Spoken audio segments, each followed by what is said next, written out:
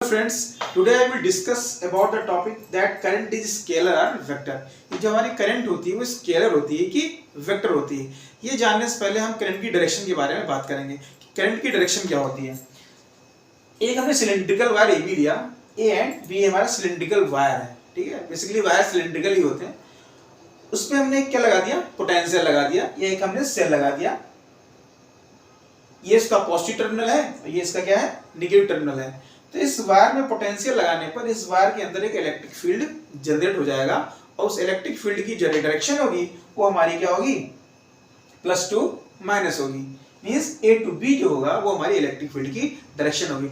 अब इस cylindrical wire के अंदर जो इलेक्ट्रॉन होंगे, जिसका लैटिस स्ट्रक्चर होगा, उसके अंदर जो इलेक्ट्रॉन होंगे, मैं इंटरनल इस वायर के इंटरनल स्ट्रक्चर की बात कर रहा हूं। एक लैटिस स्ट्रक्चर होता है, वह पॉजिटिव आयंस के अराउंड जो इलेक्ट्रॉन्स होते हैं वो मूव करते रहते हैं। तो जो इलेक्ट्रॉन्स में है तो इलेक्ट्रिक फील्ड एक फोर्स लगाएगा, इलेक्ट्रिक फोर्स, ठीक है। उसकी डायरेक्शन हमारी होगी बी टू ए, क्योंकि इलेक्ट्रॉन एक नेगेटिव चार्ज होता है और नेगेटिव चार्ज पे जो इलेक्ट्रिक फील्ड इलेक्ट्रिक फोर्स लगाता है वो हमेशा इलेक्ट्रिक फील्ड की अपोजिट डायरेक्शन में लगाता है। मींस अगर इलेक्ट्रिक फील्ड की डायरेक्शन ए टू बी होगी, सो इस पे जो इलेक्ट्रिक फोर्स लगेगा इस इलेक्ट्रॉन पे वो बी टू ए लगेगा और हमारा electron from B to A move करने लगेगा। तो the flow of electron means जो इलेक्ट्रॉन फ्लो कर रहा है वो बी टू ए फ्लो कर रहा है, तो जो करंट की डायरेक्शन होगी वो ए टू बी हमारी होगी। Means current flows in the opposite direction of the electron.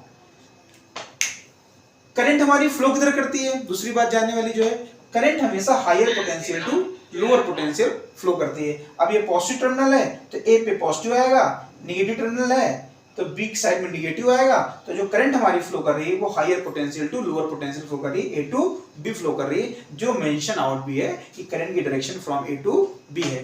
So current की डायरेक्शन होगी वो हमेशा higher potential to lower potential होगी।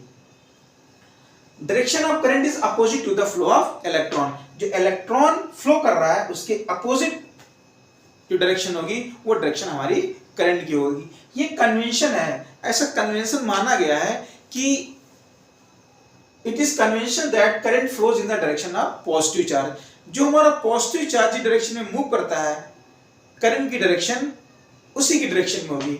लेकिन एक सिंपल सा लॉजिक ये भी है कि पॉजिटिव कभी कंडक्टर के अंदर मूव नहीं करता है। मूव कौन करता है, इलेक्ट्रॉन मूव करता है, ठीक है। तो अगर इलेक्ट्रॉन पे नेगेटिव चार्ज होता है और जो करंट की डायरेक्शन होती है वो इलेक्ट्रॉन के मूव करने की अपोजिट डायरेक्शन होती है, सो जो करंट होगा, इसको ऐसे मान सकते हैं कि जो करंट है वो flow of positive charge. Means जिधर पॉजिटिव चार्ज मूव कर रहा है करंट की डायरेक्शन भी उधर ही होगी, क्योंकि इलेक्ट्रॉन पे नेगेटिव चार्ज है, इलेक्ट्रॉन जिस डायरेक्शन में मूव करता है करंट उसके अपोजिट डायरेक्शन में मूव करती है। सो पॉजिटिव चार्ज की डायरेक्शन में ही करंट की डायरेक्शन हमारी आ जाएगी। ये कन्वेंशन है, ये क्यों एग्जैक्ट चीज नहीं है, ये केवल माना गया है कि current direction of the current is in the flow of the positive charge. तो हमको यहां से ये क्लियर हो रहा है कि करंट की एक डायरेक्शन तो है। वो डायरेक्शन क्या होती है, वो higher potential to lower potential होती है। वो क्या होती है, opposite to the flow of electron होती है। या थर्ड थिंग इज करंट जो होती है पॉजिटिव चार्ज डायरेक्शन मूव करता है, उस डायरेक्शन में करंट मूव करती है। ये करंट की डायरेक्शन होगी।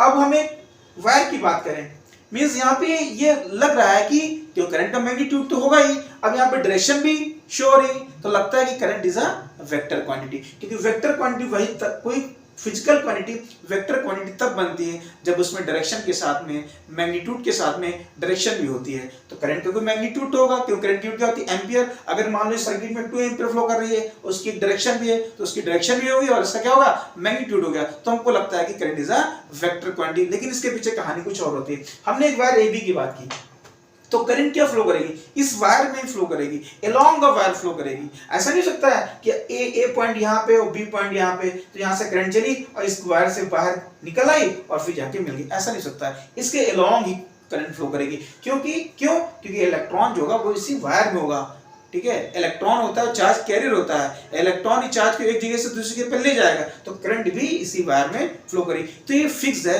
कि current will flow along the wire. And दूसरी चीज क्या फिक्स है, current always move from higher potential to lower potential. ये भी फिक्स है कि करंट हमेशा हायर पोटेंशियल से लोअर पोटेंशियल की ओर मूव करेगी। तो इसकी डायरेक्शन फिक्स्ड है, इसकी डायरेक्शन में कभी कोई चेंज नहीं आ सकता। ऐसा नहीं हो सकता है कि करंट इस वायर के बाहर आ सकती, या ऐसा भी नहीं हो सकता कि current negative lower potential to higher potential flow कर जाए। तो ये दो चीजें फिक्स हैं, higher potential to lower potential and along the wire. तो जो चीजें, जो फिजिकल क्वांटिटी की डायरेक्शन फिक्स्ड होती है, ऑब्वियस होती है, जिनमें हम कोई चेंज नहीं कर सकते हैं, वो डायरेक्शन होने के बाद भी वो स्केलर क्वांटिटी होती है, वो वेक्टर क्वांटिटी नहीं होती। इसीलिए हमारी जो करंट है उसमें डायरेक्शन भी है, मैग्नीट्यूड भी है, लेकिन वो वेक्टर क्वांटिटी ना होकर एक स्केलर क्वांटिटी है। क्यों स्केलर क्वांटिटी है? क्योंकि इसकी डायरेक्शन जो है ऑब्वियस है, वो फिक्स्ड है। जैसे कि टाइम की अगर हम बात करें, टाइम की हम बात करें तो टाइम भी हमारा क्या होता है कि डायरेक्शन फिक्स्ड होती है। टाइम कैसे मूव करता है? पास्ट मींस जो इस समय प्रेजेंट है वो कुछ टाइम के बाद पास्ट बन जाएगा, ठीक है। तो पहले पास्ट होगा, फिर प्रेजेंट होगा और फिर फ्यूचर होगा। तो ये पैटर्न है, टाइम का एक डायरेक्शन है जो कि फिक्स्ड है, इसमें कभी कोई चेंज नहीं आ सकता। ऐसा नहीं होता है, हो सकता है कि फ्यूचर से चलेंगे प्रेजेंट में आएंगे और प्रेजेंट चलेंगे पास्ट में आएंगे। इसलिए इसका डायरेक्शन होने के बाद भी ये क्या हमारी होती है? स्केलर क्वांटिटी होती है। तो हम टाइम को टाइम के रिकॉर्डिंग भी समझ सकते हैं कि टाइम एक स्केलर क्वांटिटी है डायरेक्शन होने के बाद में, और करंट भी एक स्केलर क्वांटिटी है वेक्टर होने के, डायरेक्शन होने के बाद भी। कुछ लोग कहते हैं कि ये एल्जेब्रिक सम को फॉलो करता है, वेक्टर सम को फॉलो नहीं करता, इसलिए स्केलर क्वांटिटी होती है। जब करंट को ऐड करते हैं तो एल्जेब्रिक सम को फॉलो करता है, वेक्टर सम को फॉलो नहीं करता। ये कहना गलत होगा, ठीक है। मेन बात है ये, क्योंकि इसकी डायरेक्शन